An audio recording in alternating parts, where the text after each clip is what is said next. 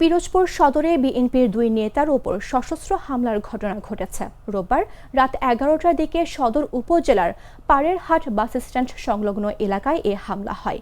এতে মহিউদ্দিন মল্লিক নাসির ও রিয়াজ উদ্দিন মল্লিক নিপু গুরুতর আহত হন। আহত নাসির পিরোজপুর 1 আসনে বিএনপির প্রার্থী অধ্যক্ষ আলমগীর হোসেনের শঙ্করপাশা ইউনিয়ন নির্বাচন পরিচালনা কমিটির সভাপতি ও সদর উপজেলা বিএনপির সাবেক আহ্বায়ক।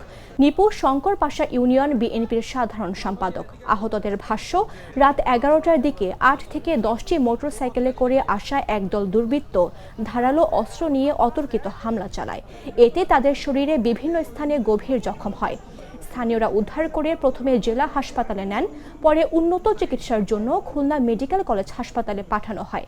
জেলা হাসপাতালের চিকিৎসক ডাক্তার রাজীব পাইক জানান, দুইজনের শরীরে গুরুতর আঘাত রয়েছে।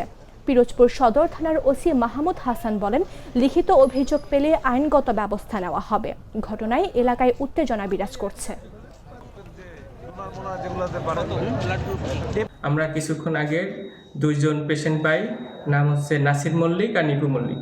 এখানে আসার পরে আমরা দেখি গুরুতর ইনজুরি অবস্থায় তারা এখানে পৌঁছায় এবং প্রচুর পরিমাণে ব্লিডিং ছিল এবং কয়েকটা জায়গায় অনেক ইনজুরি, টেন্ডন ইনজুরি ছিল। আমরা প্রাথমিক ট্রিটমেন্ট শেষে এবং এমার্জেন্সি যেটুকু করা সম্ভব এখানে আমাদের পক্ষে সেটুকু করে আমরা উন্নত চিকিৎসার জন্য তাদের খুলনা মেডিকেল কলেজে রেফার করি।